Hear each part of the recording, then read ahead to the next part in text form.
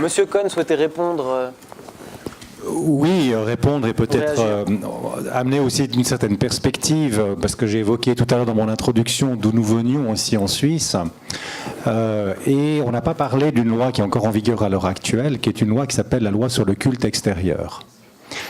C'est une loi qui interdit de porter dans l'espace public des signes des costumes ecclésiastiques. C'est pour ça qu'à Genève, on ne voit pas de curé en soutane, ni de nonnes dans leurs habits, sauf à ce que ce soit effectivement, c'est toléré des personnes de passage.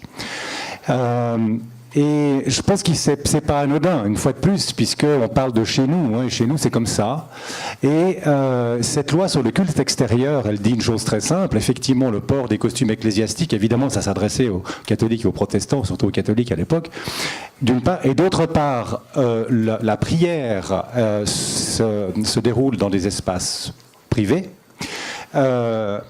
C'est probablement, mais ça c'est en tout cas une analyse que je fais, une conclusion que je partageais avec d'autres, que ce n'était pas un État aseptisé. C'était des conditions qui permettaient justement à faire que Genève est devenue probablement un des espaces sociaux dans lequel il y a le plus de diversité sociale, de plus de diversité culturelle et de plus de diversité culturelle. Et que Genève, effectivement, jusqu'à aujourd'hui, d'autres places également, hein, n'a pas connu des affrontements interreligieux.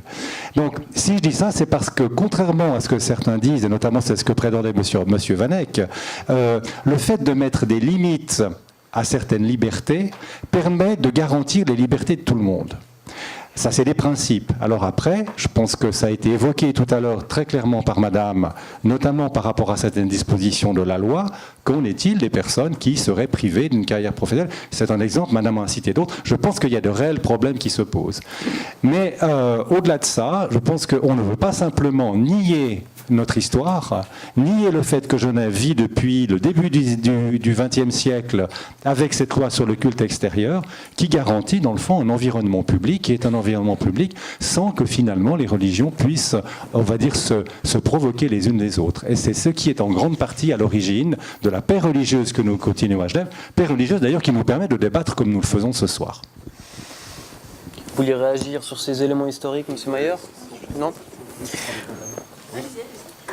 Non, je n'avais pas particulièrement l'intention de réagir. Ce qui m'intéresserait quand même, c'est de savoir quand la loi sur le culte extérieur et le port de l'habit ecclésiastique a été appliquée pour la dernière fois. Je connaissais un prêtre orthodoxe défunt qui délibérément se promenait à Genève dans l'espoir d'être verbalisé un jour pour pouvoir amener l'affaire au tribunal fédéral et n'a jamais réussi à se faire verbaliser en 20 ans de contravention. Donc je ne sais pas quand pour la dernière fois quelqu'un a été réellement verbalisé pour cette raison. Mais bon, c'est une petite anecdote.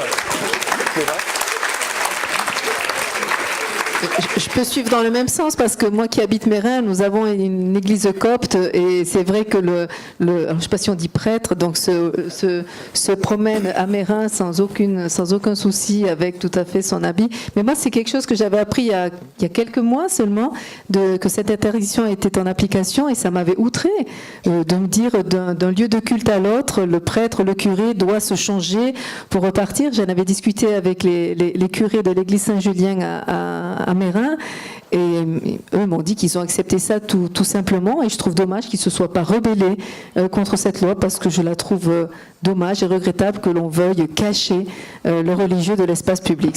Et quelle que soit la religion, je trouve que ça fait le charme et la beauté aussi, ça fait partie de cette diversité, l'aspect aussi culturel.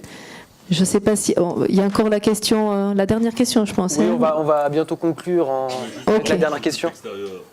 Vous voulez réagir? Oui, juste sur la loi sur le culte extérieur. C'est une loi complètement désuète. Et comme je suis un libéral, comme chacun sait, je me félicite du fait que comme ça, les lois s'évaporent, disparaissent et ne s'appliquent pas. C'est une réduction de la densité normative par simple bon sens, appliquée à des choses qui sont absurdes. Pour rigoler, à part ça... parce qu'il faut rire et on rit beaucoup ce soir, c'est bien. L'article 1 de la loi dit que toute célébration de culte, etc., ou cérémonie religieuse quelconque est interdite sur la voie publique. L'article 2 dit, est excepté de cette interdiction, le service divin prescrit pour les troupes par les autorités militaires. Donc cette disposition-là ne s'applique non plus, pas depuis très longtemps, et je m'en félicite. Merci M. Vanek. On va passer à la dernière question avant de conclure. Dernière étape du processus, un référendum, 8300 signatures alors qu'il en fallait 5300 si je ne me trompe pas. 5227, merci. 5227. Et le nombre exact de signatures ? 1319. Voilà, 8319. Merci pour ces précisions.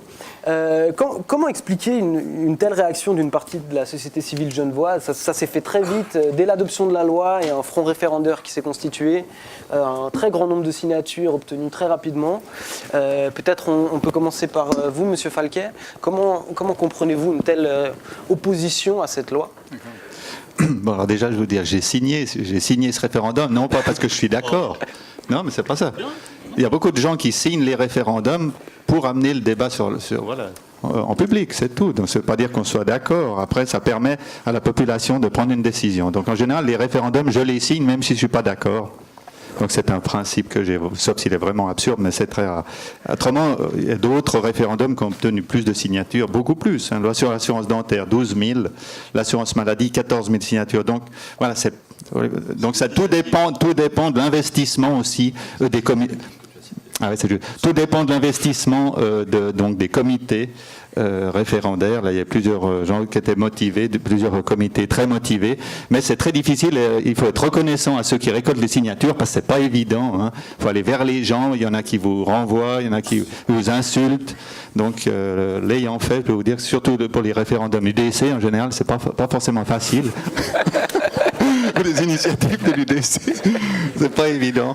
Alors voilà, donc mes félicitations à tous ceux qui ont participé à la récolte de signatures. Il y a voilà, Monsieur Imech là, Imhoff, pardon, David, pardon, excuse-moi.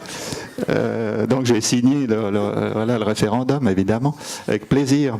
Donc, ce qui nous permet d'être là aujourd'hui.